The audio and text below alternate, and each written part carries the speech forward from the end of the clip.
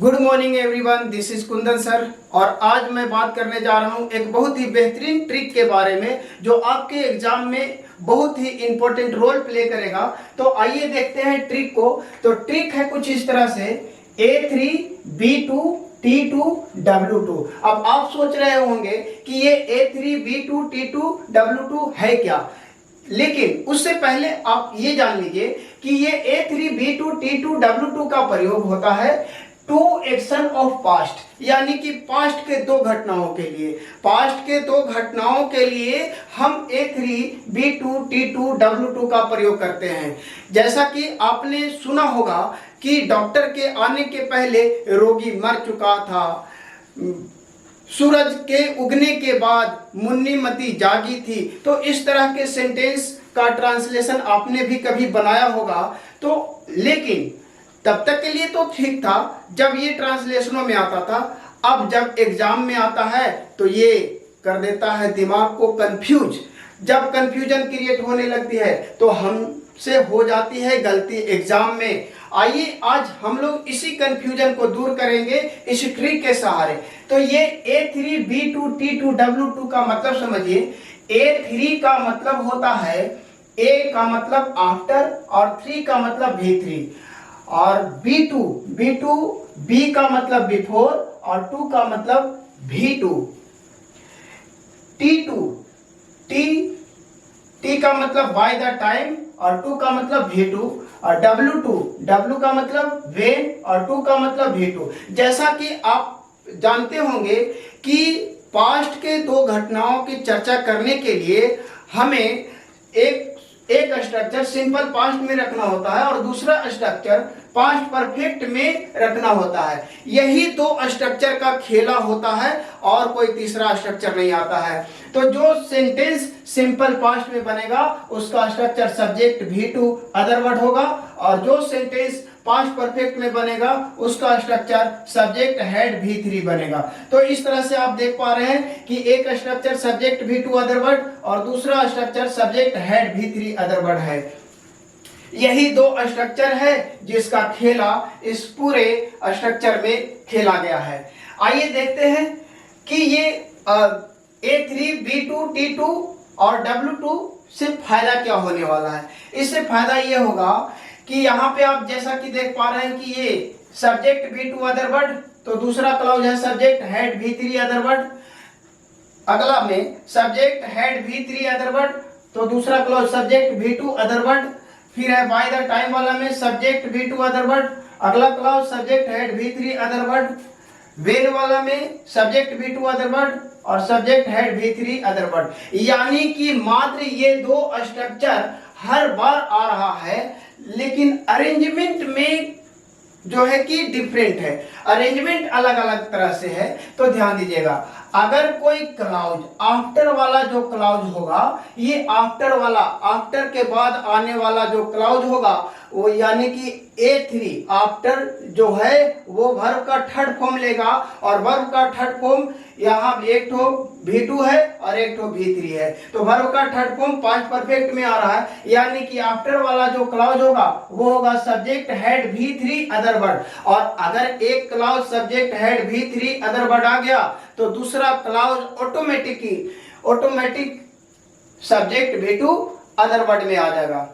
अगला subject had V3 other word before. अब यहां पे ध्यान दीजिएगा, ये बिफोर है। बिफोर कह रहा है कि बिफोर वाला जो क्लॉज होगा उसमें वर्ब का सेकंड फॉर्म चाहिए।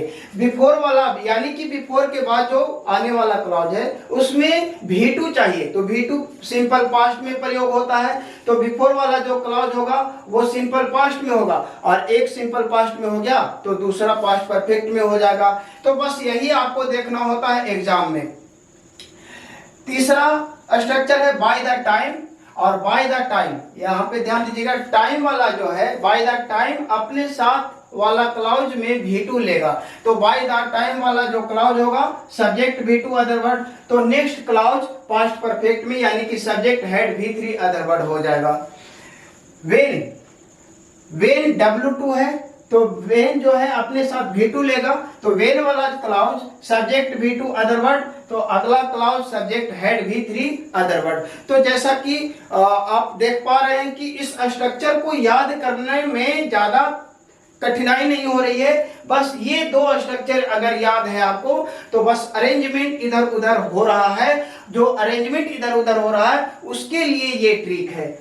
अब आइए देखते हैं, कुछ एग्जांपल्स दिए गए हैं। अब इन एग्जांपल्स में कुछ त्रुटियां की गई है।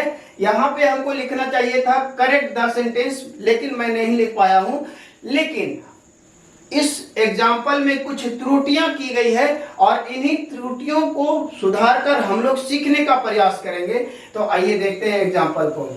एग्जाम्पल है I had told her his name after he had gone. अब ये आफ्टर वाला मिल गया, आफ्टर वाला स्ट्रक्चर मिल गया, तो आफ्टर के बाद आने वाला जो क्लाउज होगा वो होगा subject had V3 other word. तो ये हो गया सब्जेक्ट, ये हेड, ये V3। तो आफ्टर के बाद वाला क्लाउज तो बिल्कुल सही है, लेकिन आफ्टर के पहले भी आपको मिलाना होगा।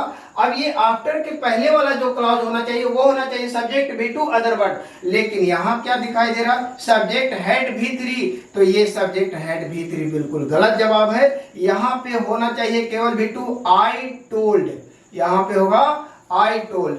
अगला question, the patient had died before the doctor had come. अब ध्यान दीजिएगा ये बिफोर वाला है, तो बिफोर के पहले वाला जो क्लाउज है वो subject had V3 other word है। तो यहाँ पे क्लाउज में the patient subject had died, ये बिल्कुल सही है, लेकिन बिफोर के बाद वाला जो क्लाउज है उसमें चाहिए सब्जेक्ट V2 अदर वर्ड।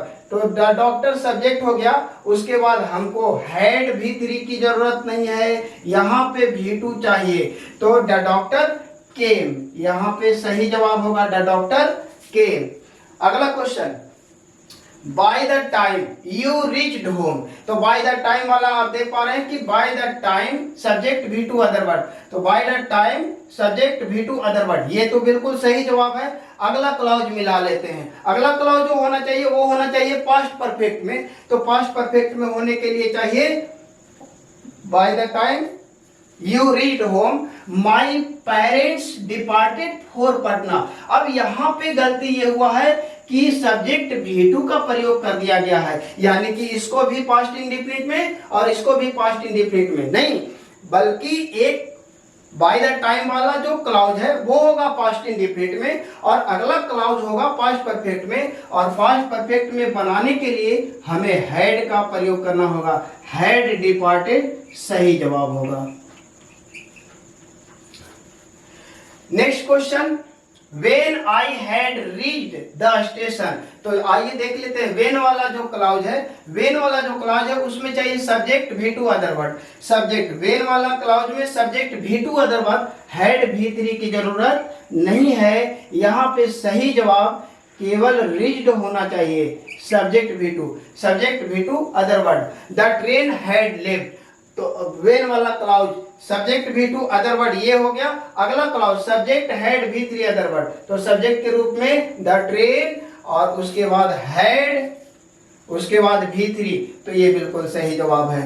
तो इस तरह से आप देख पा रहे हैं कि A3 B2 T2 W2 का अगर ट्रिक आपको याद रहता है तो इस ट्रिक के सहारे इतना जो लंबा लंबा जो स्ट्रक्चर है वो आपको आसानी से याद हो जाएगा और एग्जाम में बहुत इजीली आप क्वेश्चन को क्रैक कर सकेंगे।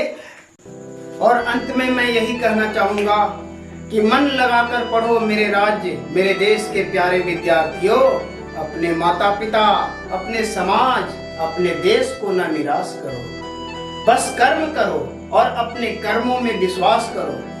क्या लिखा है तकदीर में, तकदीर के बातों से तुम मत डर, बस मेहनत कर, मेहनत कर, मेहनत कर। इसी के साथ मैं आपसे विदा लेना चाहूंगा, फिर मिलूंगा अगले वीडियो में। तब तक के लिए बहुत बहुत धन्यवाद। Thank you so much. Have a nice day.